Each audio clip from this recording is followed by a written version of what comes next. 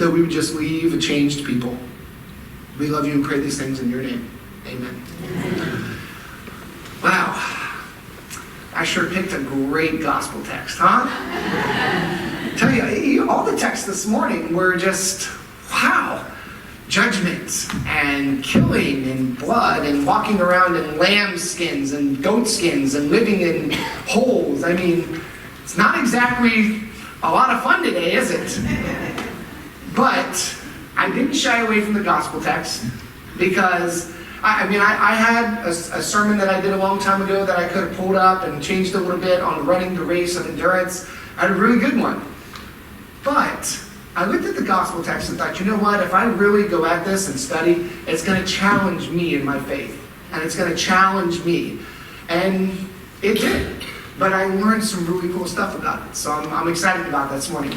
So I was thinking about how Jesus said, I came to bring division between families. And I was thinking, I got to get a good story to start the sermon off about someone bringing division within a family. And I think you'll appreciate this one. So there were several men that were in the locker room of a gym when a cell phone on a bench rang and the man next to it put it on speaker and began to talk. Everyone else in the room stopped to listen. The man said, hello? Wife said, hi honey, it's me. Are you at the club? Yes. She said, well, I'm at the shops now and found this beautiful leather coat. It's only $2,000. Is it okay if I buy it? Sure, go ahead if you like it that much, he says. Then she said, I also stopped by the Lexus dealership and saw the new models. I saw one I really liked. How much? $90,000.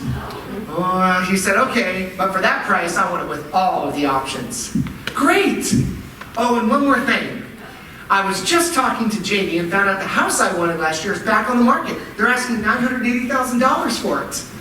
The man replied, well, go ahead and make an offer of $900,000. They'll probably take it. If not, we can go the extra $80,000 if it's what you really want. One says, okay, I'll see you later. I love you so much. Thank you. Bye. Love you too, the man says. The man hung up.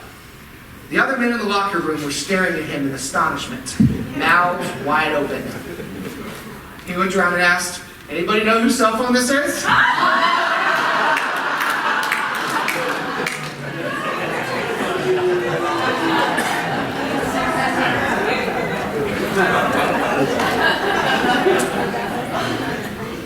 That'd be interesting to come home to. So this morning, is the text really about Jesus coming and driving these wedges in between people?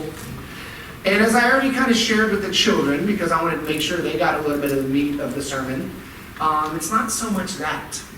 And this text can kind of be broken down into three different parts. The first is kind of like just a quick snippet of Christ's ministry and his eventual end. And it talks about the fire of cleansing. And it's like a fire of cleansing judgment. And it talks about then the good news. And then the baptism of his death in order to conquer death. Right? So that's when Christ was talking about this baptism that's before him, that he's not really looking forward to. The second part then is a discussion of the effects of the gospel and what it might have on families or people that hear it. And lastly, there's a warning from Jesus about our willingness as a people to only hear and say what we want out of it. So first off, we talk about the nourishing fire of this great news. And in this first part, we hear this language of fire, and we instantly think of judgment. Right? We think of God's fire and wrath and judgment upon people. And, that might at first be what Christ wants us to think. However, the reality, the fire of judgment, is really perhaps about our own inability to save ourselves. And maybe this cleansing fire reveals that we really need God. That we can't do it on our own. That we have to have God's help. And that was part of what I shared with the kids. Jesus brought this message that we need to have a relationship with him. And it threatened the Pharisees and the Sadducees, the spiritual leaders of the time, because they were used to everyone coming to them for all the answers. And now Christ is saying, you need the relationship with me. You don't have to go through a man. You don't have to do these rituals. You can't do it on your own, but you come through me. So you see, this fire he's talking about at the time was actually meant to destroy the reigning religion of the time and the religiosity that people were following. Because there was kind of a way of guaranteeing their salvation, right? I mean, they would bring the animals to sacrifice the blood once a year during Passover. So they had these rituals they would follow. They would go to the Pharisees and Sadducees and ask, what must I do? What should we do in this situation? This woman has committed adultery. What should we do? So naturally, when everyone is asking you what to do, you kind of get puffed up a little bit. Like, yeah, I've got all the answers. Ask me. And that's what the Pharisees and the Sadducees, they were all full of themselves. And they were thinking that this is how you're supposed to live. Listen to us because we know everything. We're the interpreters of the gospel. And Jesus came and said, guess what? You don't have to listen to them anymore. Listen to the gospel. Guess what? It's not about them telling you how to get in. It's about you having a relationship with me. And that scared them. That was shaking the foundation of their beliefs ever since the beginning of time with the covenant that Abraham made with God. It's shaking everything they've ever known. This is a huge change. I mean, think today, if someone came into our church claiming to be the Messiah, claiming to know new ways to worship God, claiming to know a new way to get into heaven. Don't you think that some of us might be a little weary of that? Of course, absolutely. And so that was bringing this division. So the baptism, I know most of the time we think of baptism, we think of this glorious time where we bring newborns in and they're baptized. And Rory comes up here and baptizes them, and then Lisa gets to carry him around the church and welcome them to the church. And it's a beautiful time. But Christ was talking, his baptism that he was to endure was his death on the cross. But it was so that we might have everlasting life. So in a way, Christ's baptism, even though painful for him, was joyous, great news for us. So the second part of this text talks about how we live in this broken and divided world. And that was the other reason I was thinking about doing this text this morning and decided to go with it. Not only for my own spiritual journey, but also because right now, and it's been like this for a while, but we are in a divided world in a lot of different ways. I mean, there's so many things going on. Whether it be religion, whether it be politics, whatever it may be, we have so many different sides that we're creating.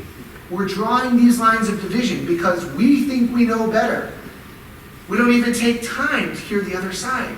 And so there's so much division going on right now.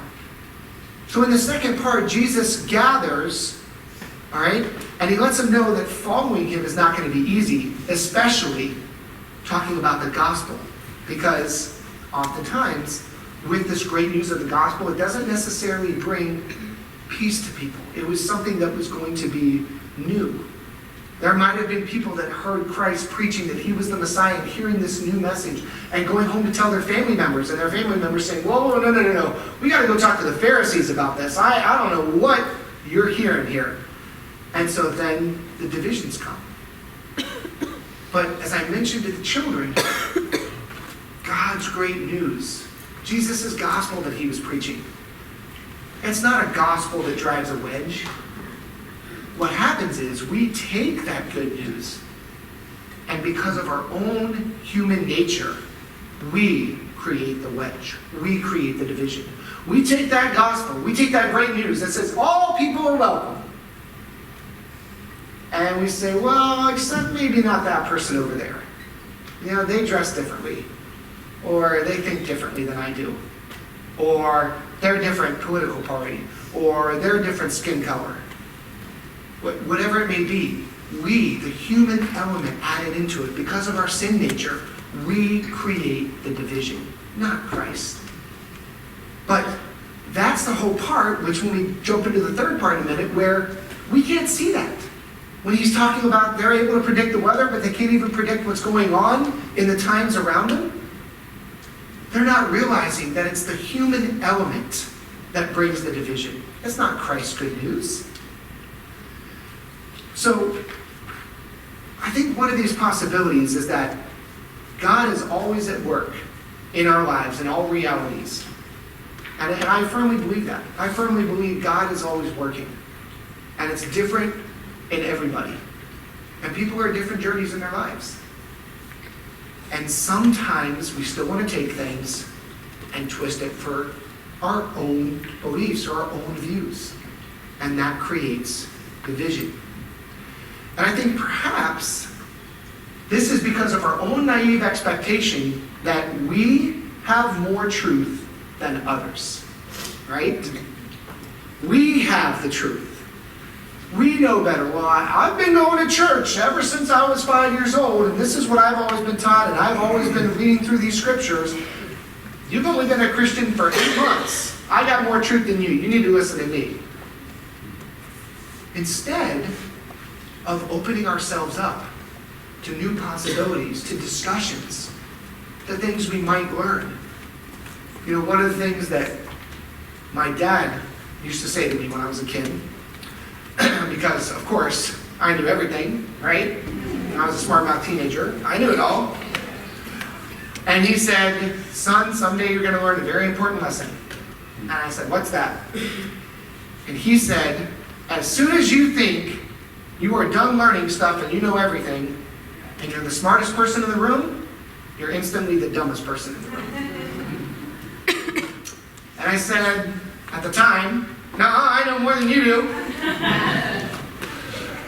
Needless to say, I did get a spanking after that. But now that I look back on it, we should never limit ourselves and think that we know it all. Because when we do that, again, we think we have everything. We think we know everything. When really, we need to continue to grow. We need to have conversations. We need to see other people's points of view. Which leads us to the third part, in which Christ talks about hypocrisy. And you see, our need for control, and this is where the meat of the sermon is going to be right here, but our need for control is the final point of this. And that's where it comes into where we say, we've got more truth. We want to be in control of our own lives, right? We don't want anybody else to tell us how to live, what to do, how to dress. Who likes to be in control of their life? Come on, let's be honest. Nobody likes to be told what to do, right? We like to be in control of our own life, of what's going on around us. And so it's scary for us to let go of that, to let go and let God, and to listen, and to think that maybe there are other ways that we never thought of doing before. There was an old training video that I used to give when I worked in human resources many years ago. And I don't know if any of you have heard it, but it's about him and Ha. It's called Who Moved My Cheese? Has anyone ever seen that training video? Okay. Years ago, right? And so coming into human resources, they said, Aaron, we want you to do this training for the company because we're going to be changing the way that we're selling and approaching things in our marketing department and in our sales department. I said, okay, sounds good. I said, all right, so where's the DVD? Oh, here's the VHS. I said, oh, okay, I see, this might be a little bit old. And so we found a VCR and I hooked it up. And I gotta say, no pun intended, it was kind of cheesy. But it had a great message to it. Because one of the mice was like, okay, my cheese is over here now. I'll go find it. Whereas the other one went back to the old spot saying, where's it at? Who moved it? I can't handle this change. It's always been right here. And that was the whole premise of it, was to get people ready for change, to understand that our world is constantly changing around us. People are changing. And that's okay. Things don't have to be the way it was years ago. We talked about the good old days. There's a lot of talk these days, and this is challenging myself even, about millennials and how lazy they are. Okay? That is a big issue because I know some friends, at school that are very hard-working millennials, and they take huge offense to it. I'm like right in that border. I'm called a zennial, all right on the edge. And then, of course, we have the baby boomers, Generation X, all that, but people saying, back in my day, you had to work so many hours and everything like that, and it was better back in my day. And you know what? Everybody thinks that. I think it was better back in my day. I think that there was less issues going on in school because parents weren't afraid to discipline their kids at home and things like that, just because of what I see as a teacher. But guess what? Instead of constantly talking down to the generations coming up before me, maybe I need to listen to their side. Because maybe what I can do is share some of my knowledge with them to help them become better people. Instead of creating divisions by saying, you're so lazy, you're so entitled, maybe I need to start saying, you know what? This is something that really worked out for me. Why don't you try something new? Here, I'll pour all my knowledge into you, because imagine what can happen if this generation right now, that back in the good old days, we did things differently and it was a wonderful time. What if we poured all of our knowledge into this generation below us that we keep saying is lazy and entitled? What if we gave them all of our knowledge and spent time talking with them? If you want a great chance to do that, and this isn't just a plug, but come to Midweek Feast on Wednesdays. Really, you get to talk with the youth and the kids. It's a great time. And as a body of Christ, I'm going to call us all out. We should all be there, if you can. I understand some people worry, but if you can be there, come, talk to them, mix. We talk about being intergenerational. These are the things that will help break down walls of division. So, one of the things that we have in our lives are blinders. Sometimes we get so focused on the path that we get blinded by everything else. We put these blinders on, we don't see what else is going on around us. We don't take time to see people's needs. What if we slowed down a little bit and we said, okay, you know what? I'm going to look for people around me that might need some help. I'm going to put aside what I want to do, and I'm going to see who else I can help. Case in point, my own two sons who teach me stuff all the time. They always want us to carry around canned food in our vehicles in case they see homeless people, we can give them food. Wasn't my idea. Came from my boys. God's doing something great in their heart. Teaches me something. Maybe instead of just passing by the people that are holding up a sign thinking, oh my goodness, maybe you should have gotten an education and then you wouldn't be in this situation. Maybe I should take the time to say, I wonder what happened. Maybe they had a couple bad things go their way. I had a couple bad things go my way one time when I got laid off and couldn't find work and things were tough and I had to sell my condo. Sometimes we just need to talk and listen. Hear both sides of the story. You know, my son also, Aiden, again, years ago, and I know I've told this to many of you before, and maybe it'll be brand new to some of you, but we were at Busch Gardens, going to see Santa Claus. And he got up on Santa's lap, and Santa said, what do you want for Christmas? He said, I want you to feed all of the homeless people. Seriously, dude? You don't even want an Xbox so I can play it? Come on. Oh. Santa Claus was like, okay. Do you want anything else? Nope, that's all. Just feed the homeless people. Done. And that's, these kids, they got it figured out. Because they're noticing. Kids do that, by the way. Just so you know. They notice. They listen. They pay attention. And I think that's something that we don't always do. But that's a way to break down the walls of division. And so part of this is that the majority of us look at things from a certain perspective, right? So I want you all to think about this. Just listen. Are you serious right now? Are you serious right now? Did you hear that? Didn't I say the exact same words? Two different tones of voice. One's, oh my gosh, I can't believe this is happening. The other's like, yes, I can't believe this is happening. Just seeing things from a different point of view. But, do we really do that? Because again, it's that human element. We like to see it from our perspective because we like to be in control. And the thought that if we look at it from a different perspective to where we may not be in control, scares us. And that's what we have to overcome. Because in the Bible, God says, I have not given you a spirit of fear, but a spirit of power. We don't have a spirit of fear. We have a spirit of power. Rise above your fear. Break down the walls of division. God's gospel, his message is for everybody. We need to stop putting our human element in it and twisting it and saying we know more than you do. We need to take the time to talk with other people, to break down these walls, to come together as a people. And at the end of the day, as I told the kids, compromise doesn't necessarily mean that we're going to be right there and we're both going to agree on it. That's not always compromise. But compromise can be, well, we're at a comfortable place where I respect your views, you respect mine, we love each other. And one of my favorite phrases right now, and this is how we actually end our staff meetings, is everyone's heart at peace. If you leave a conversation, you know what, after talking with you for a while, my heart's at peace. Is your heart at peace? And you leave where your hearts are at peace, that can make a difference. That breaks down the division. So the question then is, again, how can Jesus be the one to bring peace and at the same time the one who brings division? And remember, the answer is, he doesn't. It's taking out, we have to take out that human element, because God does not bring division.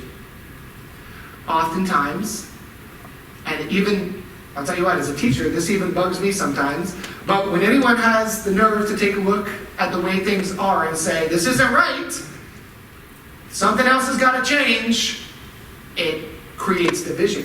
When my students tell me, Mr. Thayer, you made a mistake, that's not the answer. Quick-witted, I know, I just did that to see if you were paying attention.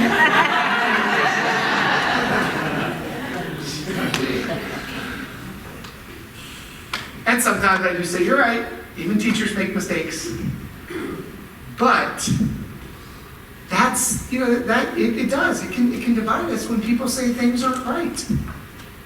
So you see, those who benefit from the status quo will fight to keep it that way. Guess what? The people who have a lot of money that could be sharing it with those less fortunate, they're going to fight to keep all that money. Even though the truth is, guess what? If the 10 richest people in the world were to be generous with their money, we can end world hunger. But they don't want to change the status quo because they want to be driving around $18.6 million cars. Car just sold for that the other day. Ridiculous. So they don't like it. It challenges everything. Status quo. But that's what Jesus brings in this text. He brings us the gospel. He brings us his word that challenges the status quo, and not just back then, but even our status quo today. There are certain people in my life that I struggle to love, but Christ says, Aaron, you got to listen to their side of the story. You got to love them no matter what. Talk to them. Don't let that divide you. We all have a certain status quo when we need to let it go, because at the end of the day, whose will is going to be done? God's will. Guess what? There's nothing I can do to break God's will. I know I have free will over my life, but at the end of the day, God knows what's going to happen in the future. God has a plan at work. And we can either choose to fight that plan and to fight with one another and keep these walls of division up just because we think we know better, or we can join in this incredible journey and invite other people to join in it with us by breaking down these walls and saying, come, Christ wants us all. Let's have conversations. Let's talk about what we can do to help make things better, how we can make kids safer in our schools, how we can welcome and love everybody into our churches, how we can provide housing and food for the people that need it. All of these different issues that are going on that oftentimes we put up our blinders to because we're only focused on our own lives. These are things that God has called us to. Come on, church. These are things that we need to be doing every single day. Not just on Sundays, not just on Wednesdays. We need to be making a difference. That's what God's gospel did. It made a difference. Even if it makes you uneasy, that's great. Become uneasy. Learn from it. Grow from it. I said at Midweek Feast, right now, I'm on a shoe buying hiatus. I have more shoes than my wife does.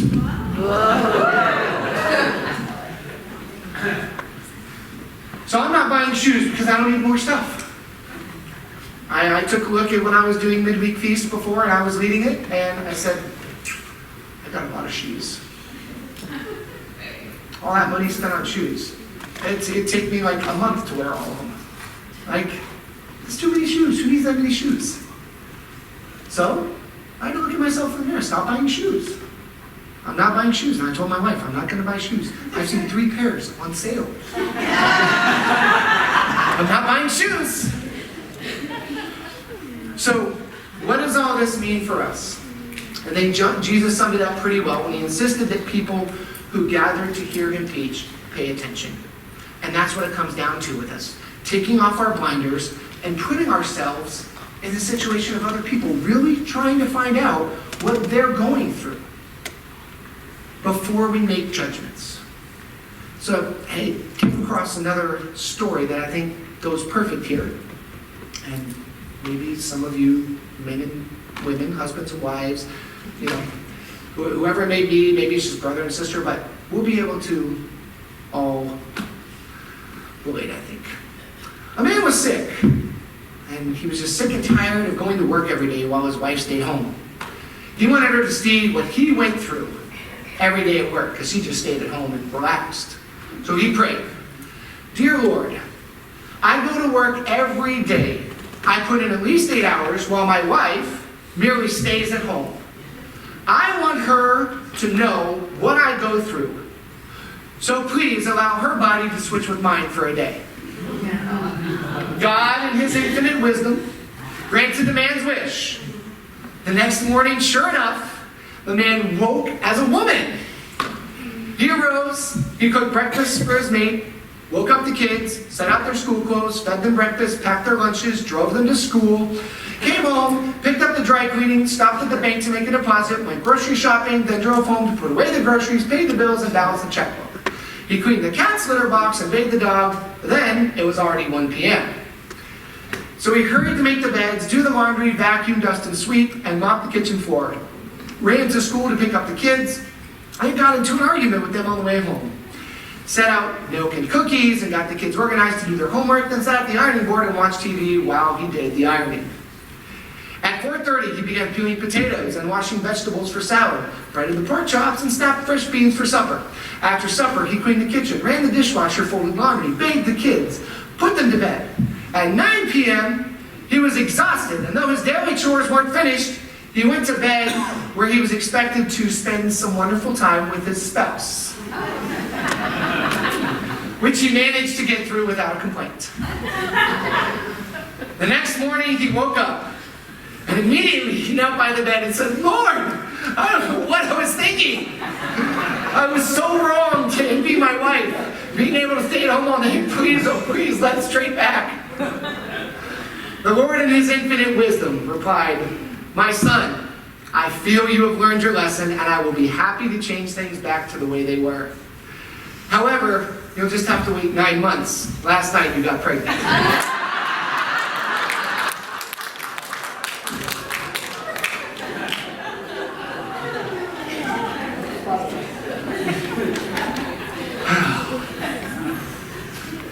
So,